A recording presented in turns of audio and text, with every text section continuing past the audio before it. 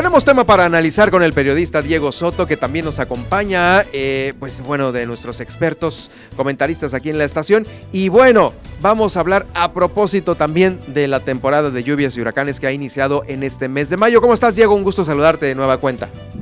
¿Qué tal, Germán? Es un gusto saludar a las personas que nos escuchan. Pues bien, esta semana dimos cobertura al inicio la instalación del Consejo Estatal de Protección Civil, donde estuvieron autoridades de los 3 órdenes de gobierno, un tema que, pues, a mi forma de ser, y creo que particularmente, si te hiciera la pregunta, ¿cuántas veces no has brindado una cobertura como reportero a los eventos meteorológicos aquí en el estado? No, infinidad de veces, pues es el pan de todos los días en cada año, ¿no? Efectivamente. ¿Por qué vale la pena analizarlo, compartir y dimensionar este tema? Porque a pesar de que ya es algo cultural de los habitantes de aquí, de esta entidad, pues es un tema que viene acompañado de algunas situaciones que no son tan comunes y que debemos estar preparados y prevenidos. Por ello, encontramos algunos datos muy importantes y me gustaría si podemos escuchar al titular de Conagua, donde nos mencionaba que este año pues hay 60% más de probabilidades de que el fenómeno del Niño se genere en el Océano Pacífico. Traducido esto al castellano y algunas otras... Para que lo entendamos de una mejor manera. Exactamente. Pues Baja California Sur tiene del resto de las entidades que conforman el estado 17% más de probabilidades de que los fenómenos meteorológicos peguen aquí en la entidad. El segundo estado que le sigue es Veracruz con un 13%, luego Sinaloa con un 12.2% y Tamaulipas. De estos datos que nos dio el titular de Conagua, Julio César Villarreal Trasviña, nos mencionaba que se tienen pronosticadas, por ejemplo, de 9 a 11 tormentas tropicales, de 4 y 6 huracanes categoría entre 1 y 2, y los que serían categoría de 3 a 5 serían 3 a 5 huracanes máximos. Estamos hablando que sería un mínimo de 16 o de 22 huracanes. 22 teníamos ese registro, creo que pues valga la redundancia. Vamos a escuchar las palabras de Julio César. Adelante. El pronóstico es que se tiene más del 60% de probabilidad de que se genere el fenómeno del Niño. Tenemos el pronóstico que es de 9 a 11 tormentas tropicales que se pueden presentar en el Pacífico, entre 4 y 6 huracanes categoría 1 y 2, y entre 3 y 5 huracanes mayores, ¿no? Que es entre 3 y 5, ¿no? Dando un total de entre 16 y 22 eventos que pudiéramos tener esta temporada. Son los datos que nos puntualizó esta semana precisamente en la instalación del Consejo de Protección Civil Estatal. Eran palabras de Julio César Villarreal Trasviña, director de Conagua aquí en el estado. Pero la información no solamente se queda ahí, Germán. También platicamos con el subsecretario de Protección Civil, Benjamín García, y nos mencionaba que están preocupados y están muy atentos. No sé si pudiéramos escuchar las palabras que mencionaba Benjamín García, porque aquí hay un tema medular y creo que particularmente ya lo habrás dado mucha cobertura, que son las zonas de riesgo. Esta cifra estadística de las personas que se encuentran en lugares que pues son asentamientos irregulares. Escuchemos las palabras de Benjamín García. Nos preocupa, sí, desde luego, y nos ocupa bastante. Yo creo que vamos a hacer un trabajo intenso de prevención. En Los Cabos de repente llegan 5 o 10 mil ciudadanos que llegan a trabajar y de repente ya lo hemos asentado en lugares de riesgo, ¿no? Que es la única zona que ellos pueden hacerlo porque no hay acceso, por ejemplo, pues vienen a la aventura al trabajo, y obviamente pues ya estableciéndose en el lugar pues se van ellos ubicando. Cuando la autoridad ya se da cuenta, ya están sobre la zona de pues no permitida, ¿no? Bueno, de estos datos vámonos con cómo están ubicadas aquí en el estado. Pues bueno, la cifra general son 67,500 personas en estas condiciones, en zonas de riesgo. De las zonas que se ubican son 128. La Paz tiene un total de 6,000 personas. Los Cabos, 45,000. Comondú, 3,000. Loreto, 5,000. Y Mulegé, 8,500 personas en esta situación.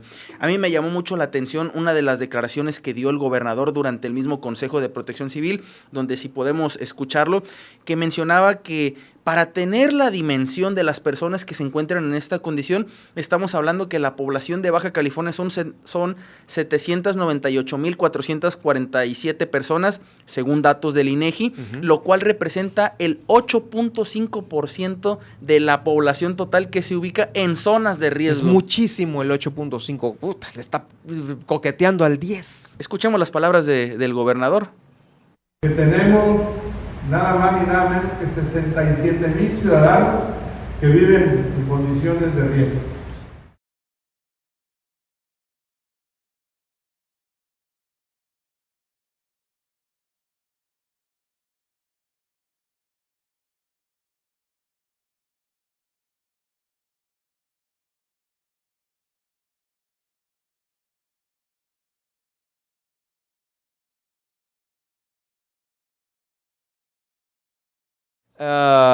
Es una cantidad muy grande de sudcalifornianos que están asentados en zonas de alto riesgo y, como te decía hace un momento, Diego, algo se dejó de hacer para que siguiera creciendo, aparte de, obviamente, la gente que llega de fuera.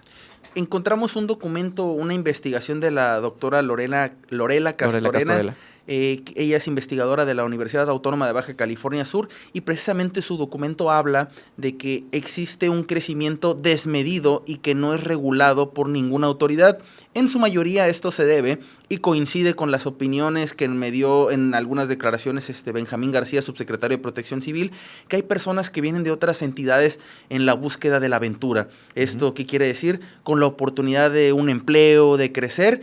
Y desafortunadamente la realidad de estas personas es que les alcanza para vivir en estas zonas de riesgo. No tienen para más. Ahí pueden vivir, no tienen para pagar una casa, para pagar una renta. Entonces, pues van construyendo su vivienda con techos de lámina, de madera.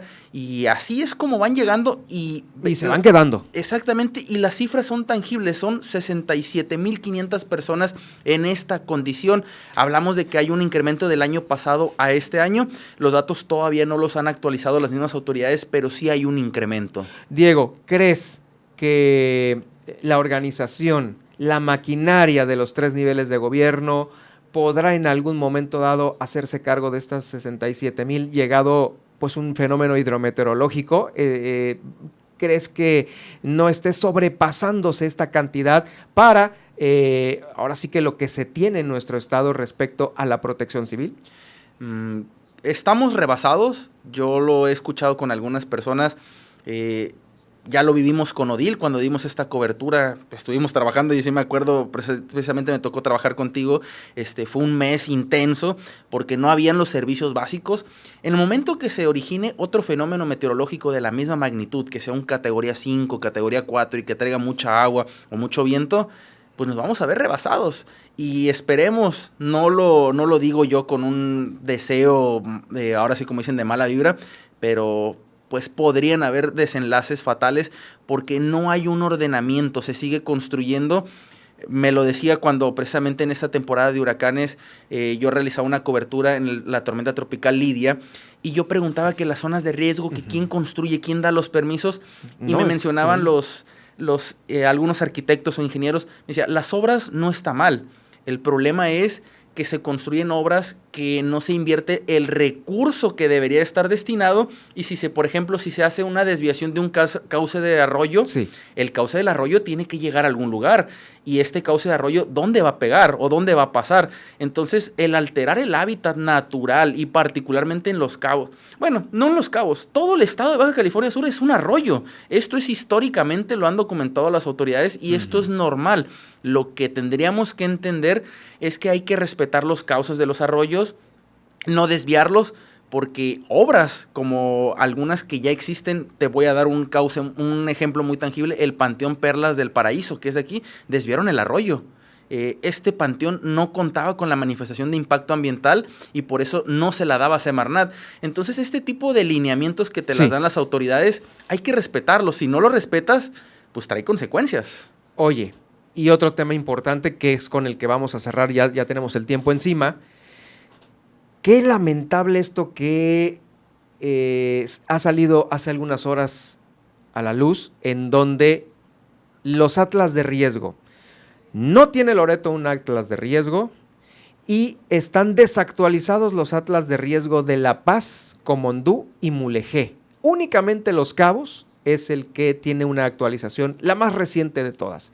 Entonces, pues evidentemente tenemos broncas en donde el año pasado vimos que los huracanes se fueron hasta arriba y pegaron allá arriba en Mulegé.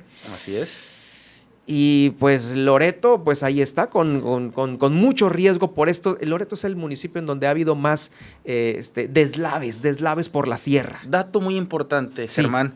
Recordemos que en el proceso electoral de 2018, el exalcalde Rubén Muñoz hizo un compromiso con el Frente del Agua para realizar estos documentos que son Basiquísimos. Exactamente. Y no recuerdo que haya habido una manifestación después, no recuerdo que haya una presión social como sí la hubo con Armando Martínez. Viene Milena Quiroga, ella no realizó estos compromisos, solamente no lo hizo como Rubén Muñoz, que firmó ante un notario.